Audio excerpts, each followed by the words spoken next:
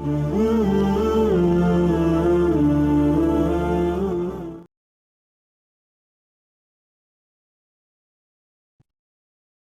باللہ من الشیطان الرجیم بسم اللہ الرحمن الرحیم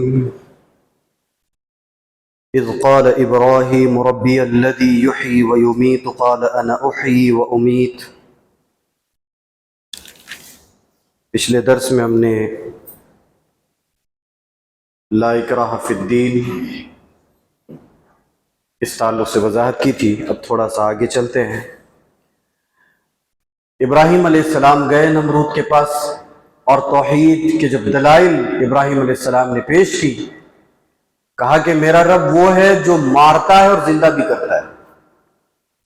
تو وہ اتنا بڑا بے وقوف آدمی تھا، اس نے دو آدمی کو بلایا، ایک کو مار دیا دوسرے کو چھوڑ دیا، کہا کہ دیکھو میں بھی مارتا ہوں اور میں بھی جلاتا ہوں۔ اب ابراہیم علیہ السلام نے ایک دوسری دلیل پیش کی کہ میرا رب وہ ہے جو کیا کرتا ہے، قال ابراہیم فإن اللہ یأتی بالشمس من المشرق فأت بها من المغرب، کہا کہ میرا رب وہ ہے جو مشرق سے سورج کو نکال کر مغرب میں غروب کرتا ہے، ڈبوتا ہے، یہ کر کے دکھا۔ کہا یہ نہیں ہو سکتا۔ اب اللہ رب العالمین نے یہاں پر جو ہے بتا دیا ابراہیم علیہ السلام کو۔ اب اللہ رب العالمین کے اذن سے ہی تو دلائل پیش کر رہے تھے۔ ابراہیم علیہ السلام نے کہا کہ اللہ میں نے دلیل تو پیش کر دی کہ میرا رب وہ ہے جو زندہ کرتا ہے اور مارتا بھی ہے۔ اللہ مارتا تو ہے یہ میں جانتا ہوں، لیکن زندہ کیسے کرتا ہے تو آگے اللہ نے اس کا نقشہ کھینچا۔ وَإِذْ قَالَ إِبْرَاهِيمُ رَبِّ أَرِنِي كَيْفَ تُحْيِي الْمَوْتَى، ابراہیم علیہ السلام کہنے لگے اللہ سے، اللہ تو مردے کو زندہ کیسے کرتا ہے؟ قال اولم تؤمن، ابراہیم کا تجھے ایمان نہیں ہے؟ قال بلا ولکن لیطمئن قلبی، اللہ ایمان تو ہے بس اطمینان قلبی کے لیے میں دیکھنا چاہتا ہوں۔ قال فخذ اربعة من الطير فصرهن اليك ثم جعل على جبل منهن جزءا، کہنے لگے کہ 4 پرندے لو، ان کو کاٹ دو اور جا کے ان کو رکھ دو پہاڑ کی چوٹیوں پر۔ ابراہیم علیہ السلام نے اس طرح کیا، خیر اس کی ایک لمبی تفصیل ہے۔ ابراہیم علیہ السلام نے اس طرح سے کیا، اللہ نے کہا کہ پکارو پرندوں کو، اور ابھی ابراہیم علیہ السلام نے پرندوں کو پکارا، سارے پرندے اڑتے ہوئے آگے ابراہیم علیہ السلام کے پاس۔ اللہ نے دکھا دیا کہ دیکھو ہم جس طرح مارتے ہیں زندہ کرنے پر بھی ہم قادر ہیں۔ ابراہیم علیہ السلام کو اللہ رب العالمین نے دکھا دیا۔ اچھا اب ایک چیز دیکھ لیں، اس آیت کی تھوڑی سی وضاحت دیکھ لیتے ہیں۔ یقین، ابراہیم علیہ السلام کو کیا یقین نہیں تھا اللہ پر؟ تھا یقین، لیکن یقین جو ہے اس کے 3 درجات ہیں۔ یقین کے 3 درجات ہیں۔ ایک ہوتا ہے کہ علم الیقین، اور دوسرا ہے عین الیقین، اور تیسرا ہے حق الیقین۔ یہ یقین کے 3 درجات ہیں۔ علم الیقین کیا ہے؟ علم الیقین ہے کہ نبی علیہ السلام نے ہمیں بتا دیا کہ جنت ہے اور جہنم ہے، جنت ہے اور جہنم ہے، اور قیامت برحق ہے، ہم نے مان بھی لیا، یہ علم الیقین ہے۔ اور حق الیقین، اس کے بعد عین الیقین کیا ہے؟ عین الیقین یہ ہے کہ جب قیامت کا دن ہوگا، سارے لوگ حشر میں کھڑے رہیں گے، تو اس وقت جو ہے اللہ رب العالمین جنت کو بھی کھینچ لائے گا اور جہنم کو بھی کہے گا کہ کھینچ لا۔ دونوں دکھا دیے جائیں گے کہ دیکھو جنت بھی برحق ہے اور جہنم بھی برحق ہے۔ جب ہم تمام لوگ جنت اور جہنم دونوں دیکھ لیں گے تو اس وقت یہ عین الیقین ہو جائے گا، یعنی اب تک جو علم الیقین تھا وہ عین الیقین میں تبدیل ہو جائے گا۔ اور جہنم کے بارے میں بھی کیسا ہے کہ جہنم کو کھینچ کر لایا جائے گا، اس کی 70,000 لگامیں ہوں گی، 70,000 لگامیں ہوں گی۔ اس کو ذرا غور سے سمجھ لیں، پوائنٹ کی بات ہے۔ 70,000 لگامیں جہنم کو کھینچنے کے لیے 70,000 لگامیں لگی ہوئی ہوں گی، اور ہر ایک لگام پر 70,000 فرشتے ہوں گے۔ اور ایک فرشتے کا عالم یہ ہے کہ اگر وہ چلا دے تو کائنات فنا ہو جائے، ایک فرشتے کا عالم یہ ہے۔ جہنم کتنا خطرناک اور کتنا ڈراؤنا ہے، کیا زبردست جہنم اللہ نے بنایا۔ یہ ہو گیا عین الیقین. اب حق الیقین کیا ہے؟ جنت میں جنتیوں کو ڈال دیا گیا، جہنم میں جہنمیوں کو ڈال دیا گیا. جہنمی جہنم میں عذاب کو دیکھ رہے ہیں، چک رہے ہیں، اور ان کو وہاں پر بدلہ دیا جا رہا ہے. جنتی جنت میں چلے گئے اور جنت میں وہ اللہ کی نعمتوں کو دیکھ رہے ہیں. یہ ہو گیا حق الیقین کہ یقین حق ہوا. یہ یقین کے 3 درجات ہیں. اب دیکھیں کچھ لوگ کیا کہتے ہیں، اللہ رب العالمین نے یہاں کہا نا کہ ہم نے زندہ کر دیا. ہم زندہ بھی کرتے ہیں، اور کیسے زندہ کرتے ہیں دکھا دیا اللہ نے، دنیا ہی میں دکھا دیا کہ ہم زندہ کیسے کرتے ہیں.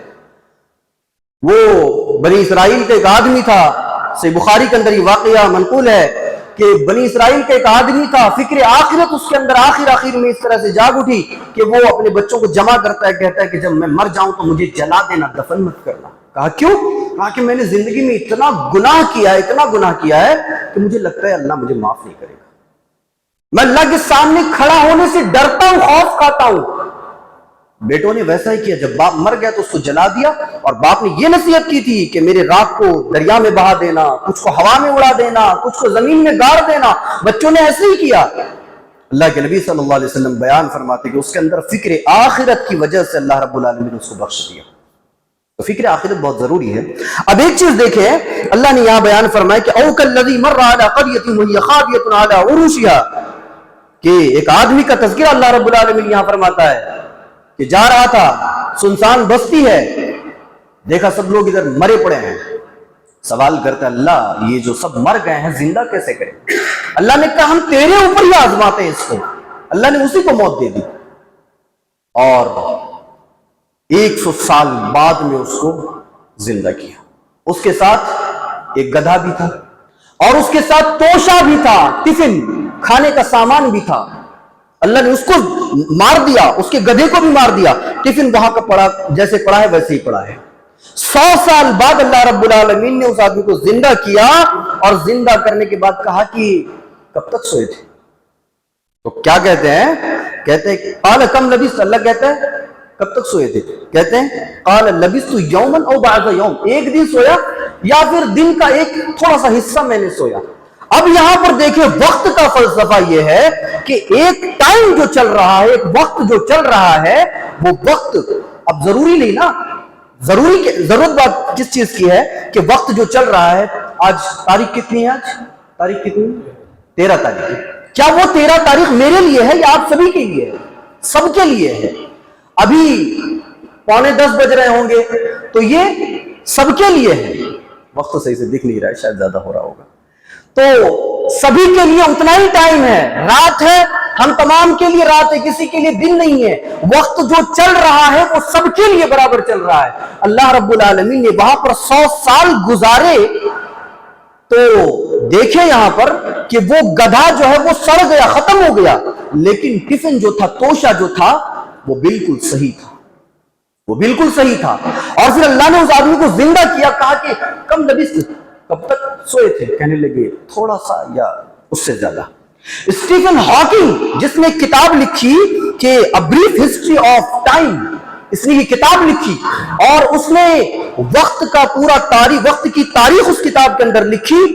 کاش وہ اللہ کی اس آیت کریمہ پر اگر غور کرتا تو اس کے کئی ہزار زاویے نکل جاتے، کئی ایک نقطے نکل جاتے. لیکن افسوس کہ اللہ نے اسے ہدایت نہیں دی.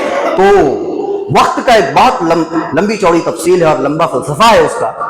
تو علم الیقین، عین الیقین اور حق الیقین یہ ہے، اور وقت کا معاملہ یہ ہے. اور دوسری بات یہ ہے کہ اللہ رب العالمین زندہ کیسے کرے گا؟ لوگ جلا دیتے ہیں، راکھ بن جاتا ہے، ندی میں بہا دیتے ہیں، کہیں اڑا دیتے ہیں. یہ کیا ہوگا؟ کل قیامت کے دن وہ سارے کے سارے راکھ کے چھوٹے چھوٹے ذرات جو اتنا بکھر جاتے ہیں کہ انسان کی آنکھ اس کو دیکھ نہیں پاتی ہے، اتنا بکھر جاتے ہیں، اللہ رب العالمین سب کو جمع کر دے گا، جسد جسم بنا دے گا اور اس میں روح بھی ڈال دے گا. یہ اللہ رب العالمین کی طاقت و قوت ہے. اللہ ہر چیز پر قادر ہے. انشاءاللہ یہ یقین کی 3 درجات کی مزید وضاحت ہم آئندہ درس میں کریں گے. اللہ سے دعا ہے الہ العالمین کی باتوں کو اچھی طرح سمجھنے کی توفیق عطا فرما. آمین. واخر دعوانا الحمدللہ رب العالمین.